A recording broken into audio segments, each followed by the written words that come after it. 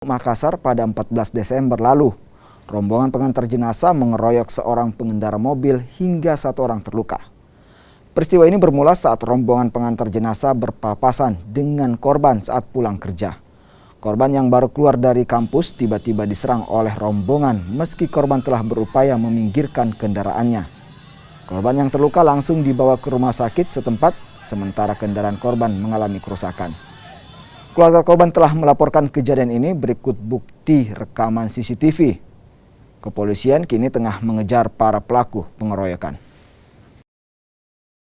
Jadi awalnya rombongan jenazah tersebut dari arah selatan menuju ke utara, tepatnya di Jalan Suno, kemudian tiba-tiba berlawanan arah korban dari dalam kampusnya di Atim.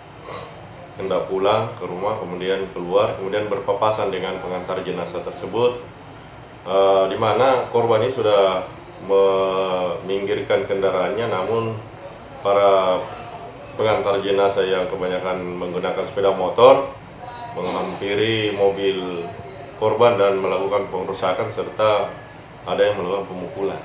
Untuk kondisi korban sendiri Bang, ada luka Bang terhadap korban? Setelah kita mengecek kejadian tersebut, kemudian mencari korban, ternyata benar korban mengalami luka